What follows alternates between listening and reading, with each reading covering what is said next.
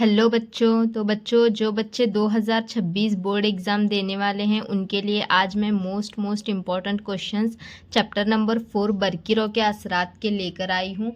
तो बच्चों, जो अभी आप 2026 में बोर्ड एग्ज़ाम देने वाले हो, 10th क्लास से बच्चे पढ़ रहे हैं, तो इस चैप्टर नंबर 4 के जो है सिर्फ आपको इतने ही क्वेश्चंस करने हैं जितने मैं यहाँ पे अभी बता रही हूँ। और पूरा मैं मार्क्स के साथ क्वेश्चंस कितने मार्क्स के लिए है और पेज नंबर कौन सा है, आपको आंसर कहाँ से मिलेगा, सारे जवाबात वगैरह बताने वाली हूँ। तो वीडियो को एंड तक ज़रूर देखना, बिल्कुल भी स्किप मत करना। इसमें मैं आपको कितने पॉइंट्स लिखने हैं, कितना लिखना है, सब कुछ बताने वाली हूँ। तो चैप्टर नंबर 3 तक मैंने दे दिए हैं, आज मैं आपको चैप्टर नंबर 4 के दे रही हूँ। और इतने ही क्वेश्चंस करना है, इसे छोड़ के दूसरा कुछ भी करने की ज़रूरत नहीं है। सिर्फ 1 मार्क्स के क्वेश्चन जो हैं वो क्वेश्चन बैंक मैं आपको दूंगी, उसमें से आपको करना है, ठीक है। तो चलो शुरू करते हैं हम। अगर आप बच्चों चैनल पे नए होंगे तो चैनल को सब्सक्राइब ज़रूर कर देना, क्योंकि इसी तरीके के हर रोज़ आपको टॉप 10 क्वेश्चंस मिलने वाले हैं हर सब्जेक्ट के। ओके, तो चलो शुरू करते हैं। पहला देखो सवाल है यहाँ पे, बरकी बल्ब में लुच्छा बनाने के लिए टंगस्टन धातु का इस्तेमाल किया जाता है, वजह लिखिए। ये साइंसी वजह है और ये सवाल आता है बच्चों 3 मार्क्स के लिए, और बहुत बार ये क्वेश्चन आया भी है 3 मार्क्स के लिए। तो इसका जवाब अगर आपको चाहिए तो इसका जवाब आपको आपकी साइंस 1 के किताब में पेज नंबर जो है वो 49 पे मिलेगा। कहाँ पे? पेज नंबर 49 पे मौजूद है। तो 49 में सबसे ऊपर पैराग्राफ है, पेज नंबर 49 पे ऊपर पैराग्राफ है, उसमें वो ऊपर वाला पैराग्राफ इसका जवाब है। तो ये वाला हो गया, इसको करना ही करना है कंपलसरी, मोस्ट इम्पॉर्टेंट है 3 मार्क्स के लिए। और 3 मार्क्स के लिए मतलब बच्चों आपको 6 पॉइंट्स लिखने हैं और जवाब पूरा पॉइंट वाइज ही लिखना है।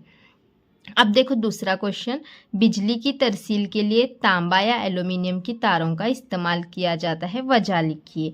तो ये वाला क्वेश्चन भी 3 मार्क्स के लिए ही है। तो इसका भी जवाब आपको पेज नंबर 40 और 50 पे मिलेगा।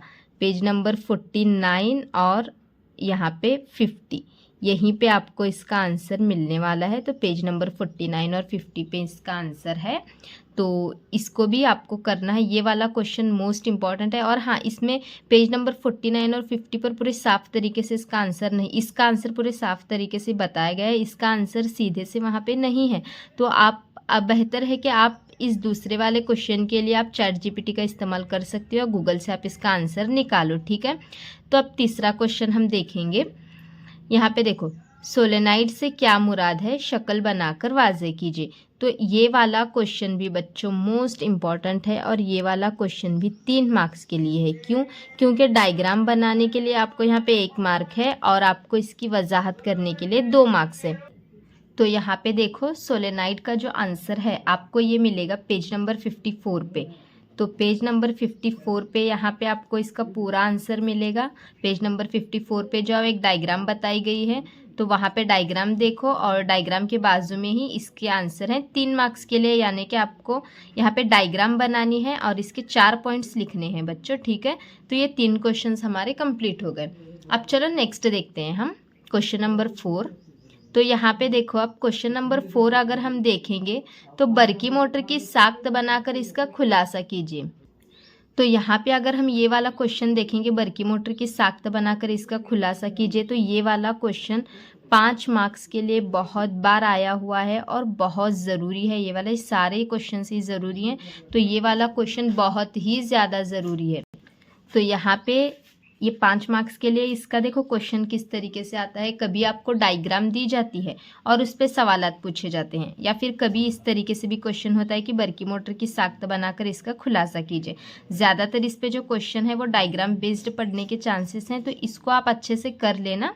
क्योंकि अगर आप इसकी सारी थ्योरी पढ़कर इसके डायग्राम को अच्छे से, इसके नाम वगैरह याद कर लेते हो, तो आपको इस पर कोई भी क्वेश्चन आए आप इजीली इसको लिख सकते हो। फिर ये 5 मार्क्स के लिए, फिर इसका जवाब आपको कहाँ मिलेगा? तो इसका जवाब आपको मिलेगा पेज नंबर 56 पे। पेज नंबर 56 पे जाना है और वहाँ पे इसका आंसर चेक करना है। पूरा आंसर अच्छे से दिया गया है, जाके वहाँ पे देख सकते हो आप टेक्स्ट बुक में। ओके, उसके बाद देखो ये वाला क्वेश्चन नंबर 5, बरकी जनरेटर की साख्त तो बर्की जनरेटर की साख्त बनाकर इसको वाज़ेह कीजिए। तो ये वाला क्वेश्चन भी है 5 मार्क्स के लिए, और ये वाला भी मोस्ट इम्पॉर्टेंट है, बहुत ज़्यादा ज़रूरी है ये वाला क्वेश्चन। और इस वाले क्वेश्चन का आंसर जो है वो आपको मिलेगा पेज नंबर 59 पे।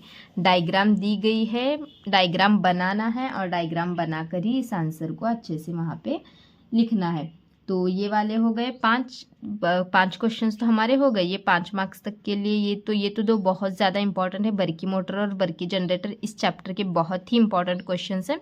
तो ये दो तो आपको बहुत ही अच्छे से करके जाना है। फिर उसके बाद देखो क्वेश्चन नंबर 6 यहाँ पे पूछा गया है, शॉर्ट सर्किट किस वजह से होते हैं, इसके असरात क्या हैं। तो शॉर्ट सर्किट किस वजह से होता है, इसका आंसर जो है वो आपको मिलेगा पेज नंबर, आप देखेंगे तो यहाँ पे पेज नंबर 49 पे आपको इसका आंसर मिलेगा। लेकिन इसका आंसर पूरा वहाँ पे उतना कुछ डिटेल में नहीं दिया गया। शॉर्ट सर्किट क्यों होता है, क्योंकि जब दो तार आपस में एक दूसरे से जब ओवरलोडिंग होती है, 49 और 50 पे थोड़ा है इसका, मतलब जब ओवरलोडिंग होती है, बहुत ज़्यादा उस पर लोड पड़ता है उन तारों पर, तो दो तार एक दूसरे से चिपक जाते हैं और चिपक जाने की वजह से जो है शॉर्ट सर्किट होता है। तो शॉर्ट सर्किट के असरात क्या हैं, ये भी क्वेश्चन यहाँ पे इसके आगे पूछा गया है। और ये वाला क्वेश्चन अगर आप देखेंगे तो ये 3 मार्क्स के लिए है, क्योंकि शॉर्ट सर्किट क्या है ये लिखने के लिए 1 मार्क है और इसके असरात क्या हैं ये लिखने के लिए 2 मार्क्स हैं। तो यहाँ पे 4 असरात लिखने हैं और इसकी एक तारीफ लिखनी है। पेज नंबर 49 और 50 पे है। अगर वहाँ पे पूरा नहीं समझ रहा तो इसका आंसर आप गूगल से निकाल सकते हो। फिर ये 6 तक हमारे हो गए। फिर क्वेश्चन नंबर 7 भी देखो, यहाँ पे मुतबादिल बरकीरों और रास्त बरकीरों में फ़र्क वाज़े कीजिए। तो क्वेश्चन नंबर 7 जो है इसका आंसर आपको मिलेगा, ये वाला क्वेश्चन 2 मार्क्स के लिए है और इसका आंसर जो है वो आपको मिलेगा पेज नंबर पेज नंबर 59 पे आपको इसका आंसर मिलेगा। यहीं पे लिख देती हूँ मैं, पेज नंबर 59 पे ही इसका आंसर आपको मिल जाएगा। ठीक है, ये 7 क्वेश्चन हमारे हो गए। अब 8वां क्वेश्चन देखो, यहाँ पे 8वें क्वेश्चन में मैंने इस तरीके से 2 बनाए हैं। फ्लेमिंग के बाएं हाथ का कानून बयान कीजिए और फ्लेमिंग के दाएं हाथ का कानून बयान कीजिए। तो फ्लेमिंग के बाएं हाथ का कानून और दाएं हाथ का कानून जो आपको यहाँ पे बयान करना है, फ्लेमिंग का जो पेज नंबर 55 पे ये है, पेज नंबर 55 पे है ये वाला। और ये वाला अगर आप देखेंगे तो ये वाला जो है 58 पे है। तो ये दोनों भी आपको परफेक्ट अच्छे से याद करना है। और ये वाले क्वेश्चन जो है 1 मार्क के लिए आता है, ये 1 मार्क के लिए और ये 1 मार्क के लिए। ठीक है, तो ये दोनों भी अच्छे से कर लेना। कभी कभी डायग्राम बेस्ड क्वेश्चन भी आते हैं, वो डायग्राम बेस्ड क्वेश्चन कौन सा है वो लास्ट में बताती हूँ। ये 2 आप याद कर लेंगे तो फिर आपको मतलब डायग्राम बेस्ड भी पड़ेगा तो आपको आ जाएगा। यहाँ पे इसकी तारीफ याद करनी है और शक्ल भी याद करनी है। सिर्फ तारीफ पूछेंगे तो 1 मार्क के लिए पूछा जाएगा और अगर शक्ल के साथ पूछा जाएगा तो 2 मार्क्स के लिए पूछा जाएगा। ये इतना हो गया। फिर उसके बाद देखो यहाँ पे क्वेश्चन नंबर 9 जो है वो फैराडे का कानून बयान कीजिए। तो ये वाला भी क्वेश्चन मोस्ट इम्पॉर्टेंट है। तो इसका आंसर आपको मिलेगा पेज नंबर 58 पे, पेज नंबर 58 पे इसका आंसर है। और इसका जो है आपको यहाँ पे ये जो है 2 मार्क्स के लिए यहाँ पे आपको पूछा जाएगा। क्वेश्चन 2 मार्क्स के लिए आता है, इम्पॉर्टेंट है, इसको करो।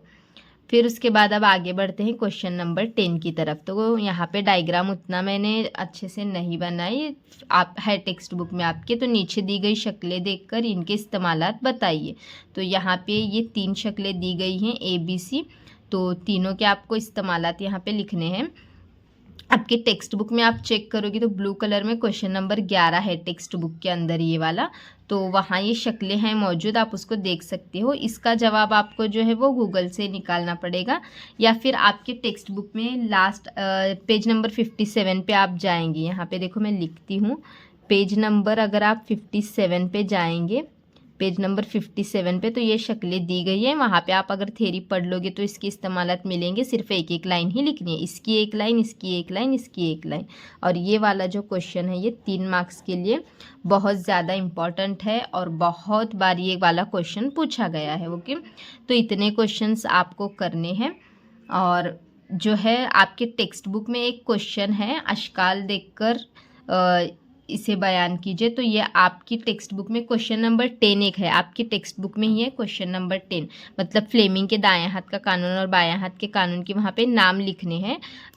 जैसे ऐसे हाथ दिखाकर वहाँ पे अंगूठे वगैरह दिखाकर पूछा गया है, तो आप जो है उसको सिर्फ उसके नाम लिखने हैं। तो वो आपकी टेक्स्ट बुक का क्वेश्चन नंबर 10 है, उसको थोड़ा सा करके लो। मैंने यहाँ पे फ्लेमिंग का कानून बताया ही है, सिर्फ उसको डायग्राम बेस्ड किस तरीके से क्वेश्चन लिखना है वो उसमें डायग्राम बेस्ड वहाँ पे दिखाया गया है। तो ये आप याद कर लोगे तो वो बराबर से आ जाएगा। सिर्फ आपको एक नज़र उस पर डाल के लो। क्वेश्चन नंबर 10 आपकी टेक्स्ट बुक में ब्लू कलर से जो है ना वो वाला, ठीक है। ये हमारे 10 क्वेश्चंस हो गए हैं कंप्लीट।